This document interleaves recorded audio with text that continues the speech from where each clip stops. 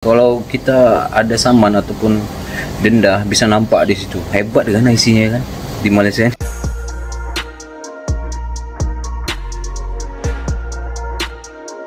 Oke, assalamualaikum warahmatullahi wabarakatuh, saudaraku dimanapun anda berada. Semoga sehat selalu dan dipermudahkan urusannya oleh Allah Subhanahu wa Ta'ala, ya kan.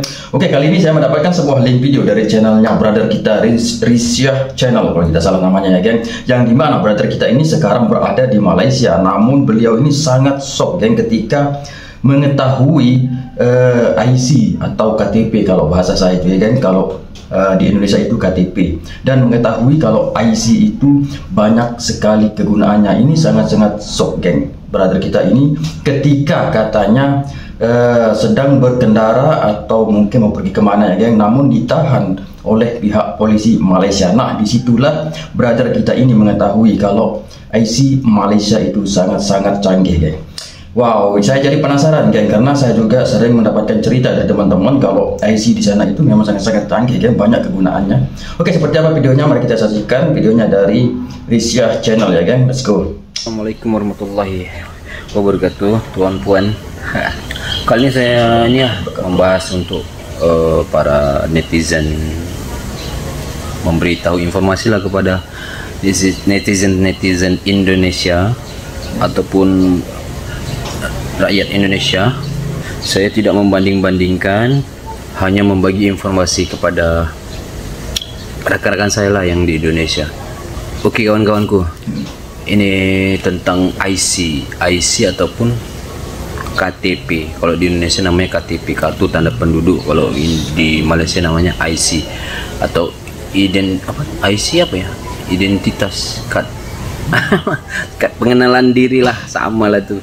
Cuma berbeza sebutan lah di Indonesia. KTP lah, KTP orang Malaysia gitulah. Oke, ini pengalaman aku ya. Mungkin dalam 3 bulan lepas waktu itu aku sama kawanku ini orang tempatan lah, orang Malaysia. Kami kan satu kerja, dia supervisor aku lah, buat kerja waterproofing. Aku ini kulinya lah. Rupanya ada roadblock dekat depan. Roadblock tuh alias razia polis. Masa itu aku memang betul-betul lupa membawa membawa paspor. Aku lupa, aku jenis orang yang pelupa dan nyaknyuk. Aku hanya membawa kad nikah aja lah, sebab aku nikah berdaftar di sini kan ada kad nikah. Kad nikah aku tunjuk dulu. Ini dia kad nikahnya. Jabatan Agama Islam Selangor, MY NCR. Ini depan. Di bagian belakang tertera nama lelaki, nama perempuan. Nama lelaki ini bawahnya ada nombor paspor sebab saya warga asing. Nama perempuan bawahnya ada nombor KTP atau IC. Tarikh akad nikah di belakangnya, dan nombor daftar nikah pun ada di belakang. Tempat scan pun ada juga, scan. Jadi waktu itu aku lupa bawa paspor. Sorry tuan, saya lupa bawa paspor. Saya ada ini ya. Terus di scan sama polis tuh di barcode nih, di scan. Bukan ini, bukan. Dia tengok nombor IC istri saya yang di belakang nih. Takut lah kan, takut ini bukan saya punya. Di scan keluarlah nombor IC saya. Nombor IC istri saya keluar di situ, betul sesuai dengan nomor yang di belakang ini. Keluar nomor IC saya, istri saya. Nama, alamat semua lengkap lah di situ. Oke, berarti ini memang betul-betul saya punya. Dan kemudian dia minta IC driver saya, drivernya lah, supir, yaitu kawan saya, minta nombor IC. Dia pun lupa juga bawa IC. Hilang bukan lupa, tapi dia ingat nombor IC dia.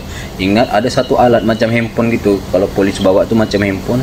Tekan, keluarlah tuh. Di situ ada, bisa kalau kita ada saman ataupun denda bisa nampak di situ. Hebat kan isinya kan di Malaysia ini kan. Keluarlah di situ ada saman, record. Nah, tak ada samannya situ. Berarti intinya kan IC di Malaysia ini, bila kau melakukan kejahatan, pernah masuk penjara, kan ada record dia di kantor polisi, bisa tahu di situ apa recordmu. Melakukan kejahatan, pernah keluar masuk penjara berapa kali, dalam kasus apa, boleh tahu di situ. Memang betul-betul hebat IC ini, tak boleh menipu. Denda-denda atau saman-saman semua nampak lah situ semua. Terserah entah saman apalah, saman tak ada lesen, semua saman lah, boleh nampak di situ. Hebat kali IC ini.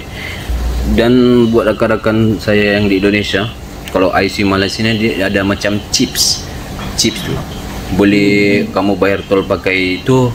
Ini maksud saya, geng. Ini maksud saya yang sering teman-teman saya cerita, geng, kalau IC di Malaysia itu ada seperti chip, seperti kartu telepon itu, geng. Itu di belakangnya ada, dan itu kalau tidak salah yang saya dengar itu bisa untuk membayar sesuatu atau mengambil uang, geng. Dan ini kalau tidak salah yang saya dengar, ya, geng. Mungkin teman-teman lebih tahu daripada saya, dan sila kongsikan pengalaman teman-teman bahwa chip di belakang IC tersebut bisa mengambil uang atau membeli barang di sana, geng. Dan ini yang membuat saya tertarik untuk mengetahui lebih dalam lagi tentang IC ini, geng. Ini sangat-sangat canggih, soalnya ini adalah identitas. Kalau tempat saya itu KTP, ya, geng.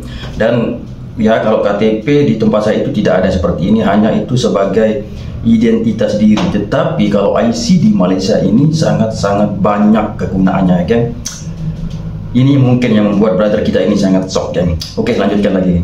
Isi top up duit, isi duit dalam apa namanya, dalam IC itu boleh. Sebab istri saya selalu saya nampak lah, saya tanya, itu boleh bayar tol pakai itu? Boleh. Bayar benda-benda lain mungkin boleh kok, tapi tak tahulah kayak IC.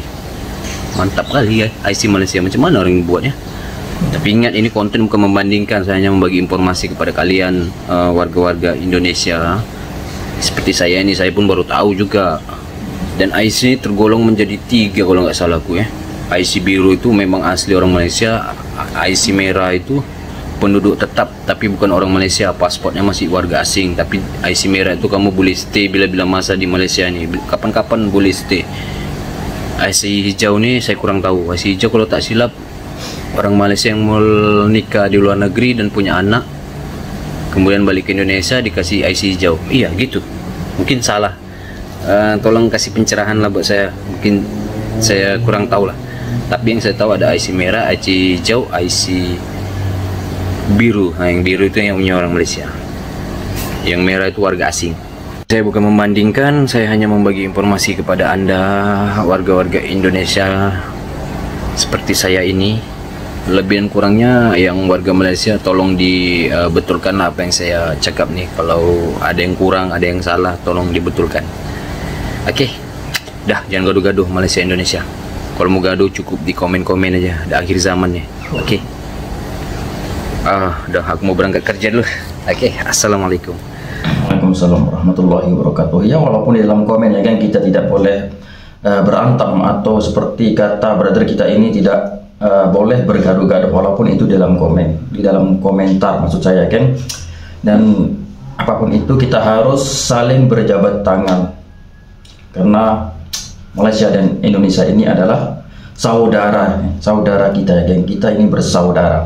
Dan seperti yang dikatakan oleh abang tadi, brother kita ini, ya, geng, beliau ini sangat shock mengetahui IC itu banyak kegunaan ketika di dicop kalau tidak salah yang dikatakan oleh brother kita ini, dan keluar semua data-data. Mungkin ada sejenis seperti handphone atau tempat mengecek. Dan juga yang saya tahu, geng, IC di Malaysia ini sangat sulit didapatkan oleh warga asing yang ingin tinggal atau yang ingin menjadi warga negara Malaysia. Itu sangat sulit didapatkan, geng. Dan itu mungkin dalam 1000 ada 1 yang bisa mendapatkan, tapi itu tidak mudah, ya, geng. Itu sangat sulit. Kalau tidak salah yang saya dengar itu perlu waktu yang sangat lama, kalau tidak salah sampai 10 hingga 20 tahun baru bisa mendapatkan IC tersebut ketika ada warga asing yang ingin menjadi penduduk tetap di negara tersebut, ya, geng.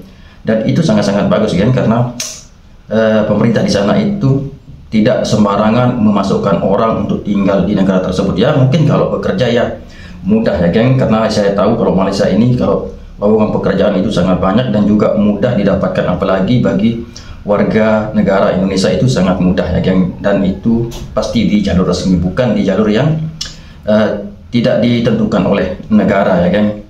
dan ini sangat bagus bagi saya. Dan juga saya baru mengetahui kalau IC di sana itu juga seperti yang dikatakan oleh abangnya itu bisa membayar tol, geng. Ini sangat bagus karena semua yang kita butuhkan di kehidupan sehari-hari itu, geng, ada di dalam kartu kecil yang disebut dengan IC tadi ya. Mungkin kalau di tempat saya itu KTP ya, geng, karena kalau di tempat saya itu hanya sebagai pengenalan diri saja, tunjukkan kepada polisi ataupun pihak-pihak yang berwajib untuk mengecek KTP tersebut, kita akan tunjukkan dan sudah, itu tidak bisa digunakan apa-apa lagi, tidak bisa membayar tol, tidak bisa mengambil uang, dan tidak bisa ngapain karena tidak ada chip di belakang itu, geng. Dan ini menurut saya sangat-sangat bagus, mantap. Oke, sampai di sini saja video saya. Seperti biasa, kita akan berjumpa lagi di video-video selanjutnya. Jaga kesehatan teman-teman. Assalamualaikum warahmatullahi wabarakatuh.